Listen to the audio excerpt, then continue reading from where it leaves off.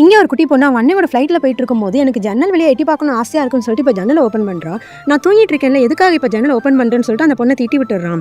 அந்த பொண்ணுமே ரொம்ப சோகமாக உட்காந்துருக்கிறத பார்த்தாங்க வந்து லேடியுமே காக்பிட் ரூம்குள்ளேயே கூட்டிகிட்டு போயிட்டு அங்கே இருக்க வியூவை காட்டுறாங்க.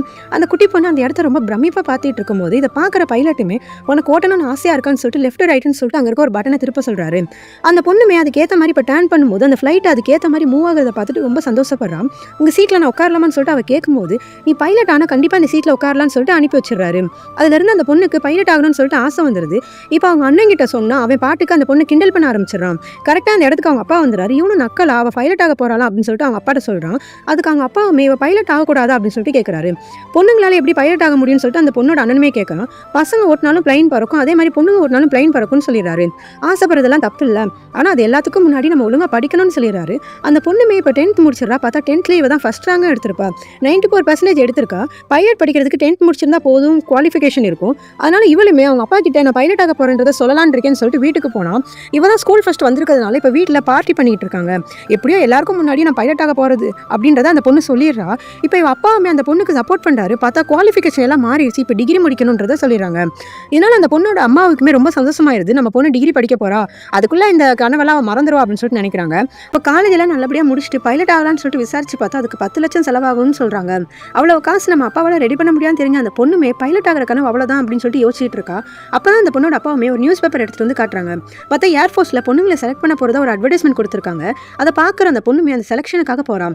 ஃபர்ஸ்ட் ரவுண்ட் ஃபிசிக்கல் டெஸ்ட்டாக தான் இருக்கும், அது நல்லபடியாக செலக்டும் ஆயிடுறா. அடுத்த ரவுண்ட் ஒரு ஆஃபீஸர் வந்து காமனாக எல்லாருக்கிட்டையும் அசோகர் சக்கரம் என்ன கலரில் இருக்கும் அப்படின்னு சொல்லிட்டு கேட்குறாரு. பர்டிகுலராக ஒரு பொண்ணு எழுப்பி கேட்குறாரு. அந்த பொண்ணுமே ப்ளூ கலர்னு சொல்கிறா. அதுக்கு அந்த சாருமே ப்ளூ கலர் இல்லை, அது பிளாக் கலர் தான் அப்படின்னு சொல்லிட்டு கன்ஃபியூஸ் பண்ணி விட்டுறாரு. உடனே அந்த பொண்ணுமே உடனே இல்லை சார், ஆமாம் நீங்கள் சொன்ன மாதிரி பிளாக் கலர் தான் அப்படின்னு சொல்லிடுறா. அவ்வளோ பேரில் இந்த பொண்ணு மட்டும் தான் தைரியமாக இருந்துச்சு, இல்லை சார் அது ப்ளூ கலர் அப்படின்னு சொல்கிறா. அதுக்கு அந்த சாருமே அப்போ நான் சொன்னது தப்பா அப்படின்னு சொல்லிட்டு கேட்குறாரு. அதுக்கு இந்த பொண்ணுமே ஆமா சார் அதுக்கு தப்பு தான் அப்படின்னு சொல்லிட்டு தைரியமாக ஆன்சர் பண்ணுறான். அடுத்த ரவுண்டில் ஒரு பெஞ்ச் மேலே ஏறி நின்று ஜம்ப் பண்ண சொல்கிறாங்க. அப்போ எல்லா பொண்ணுங்களுமே எட்டி பார்த்துட்டு என்னால் ஜம்ப் பண்ண முடியாது சார் அப்படின்னு சொல்கிறாங்க. ஆனால் இந்த பொண்ணு மட்டுமே குதிக்கணும் அவ்வளோதானு சொல்லிட்டு நின்ன இடத்துல இருந்தே குதிக்கிறான். அந்த ரவுண்டில் சின்னதாக ஒரு இன்டர்வியூ மாதிரி வைக்கிறாங்க. அதுக்குமே போல்டாக ஆன்சர் பண்ணதுனால எல்லா பொண்ணுங்களையும் இவளை மட்டும் செலக்ட் பண்ணிடுறாங்க.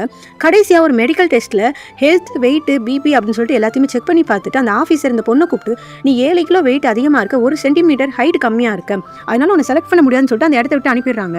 இப்போ இந்த பொண்ணுமே ரொம்ப சோகமாக வீட்டுக்கு வந்து அவங்க அப்பா கிட்ட நடந்ததை சொல்லி அழுகிறா. அவங்க அப்பா அதுக்கு மனத்தளராதமா நீ டெய்லியும் ஜாகிங் போயிட்டு டயட்டில் இருந்தாலும் வெயிட் கம்மியாயிருன்னு சொல்றாரு. ஆனால் ஹைட்டுக்கு என்ன பண்ணுறதுப்பா அப்படின்னு சொல்லிட்டு கேட்கும்போது நம்மளால முடிஞ்ச அளவுக்கு ட்ரை பண்ணி பார்க்கலாம் அப்படின்னு சொல்லிட்டு அந்த பொண்ணை என்கரேஜ் பண்ணுறாரு. இப்போ டெய்லி நிறைய ஒர்க் அவுட்லாம் பண்ணி பாவக்காய் ஜூஸ்லாம் எப்படியே குடிச்சு ஒரு வழியாக வெயிட்டை கம்மி பண்ணிடுறா. இப்போ ஹீரோயினுமே எப்படியோ ஏர்ஃபோர்ஸில் ஜாயின் பண்ணிடுறாங்க. ஆனால் அங்கே இருக்கிறவங்க எல்லாம் பசங்களாக இருக்கிறதுனால ஹீரோயினுக்குன்னு தனியாக ஒரு ரெஸ்ட் ரூம் கூட இருக்காது. ஹீரோயினுமே வேறு வழி இல்லாமல் இப்போ ஜென்ஸ் ஸ்டைலை யூஸ் பண்ணிட்டு வெளியே வரப்போ அங்கே இருக்கிறவங்க எல்லாருமே ஹீரோயினை ஒரு மாதிரி விசித்திரமாக பார்க்குறாங்க.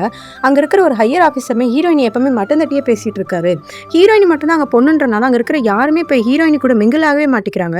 தனியாகவே சாப்பிட்றா, தனியாகவே இருக்கா. இப்போ ஒரு ஹையர் ஆஃபீஸருமே ஹீரோயினை நிப்பாட்டி உனக்கு ஃபர்ஸ்ட் டியூட்டி ஆரம்பிக்குது, 10 நிமிஷத்தில் கிளம்பி அங்கே வந்துருன்னு சொல்லிட்டு சொல்லிடுறாரு.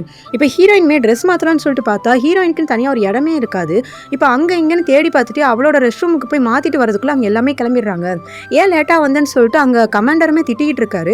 அடுத்த நாள் அந்த ஹீரோயினுமே நமக்கான இடத்த நம்மளே அரேஞ்ச் பண்ணிக்கலாம்னு சொல்லிட்டு அங்கே இருக்க ஒரு கபோர்டை வச்சுட்டு ட்ரெஸ் சேஞ்ச் பண்ணுறதுக்கு அவளே ஒரு இடத்த ரெடி பண்ணிக்கிறான். ஹீரோயினுமே அந்த இடத்துக்கு 10 நிமிஷத்துக்கு முன்னாடியே போய் நிற்கிறா. ஆனால் ஹீரோயின் கூட பறக்கணும்னா என்னால் முடியாதுன்னு சொல்லிட்டு அங்கே இருக்க ஆஃபீஸர் எல்லாம் சொல்லிடுறாங்க.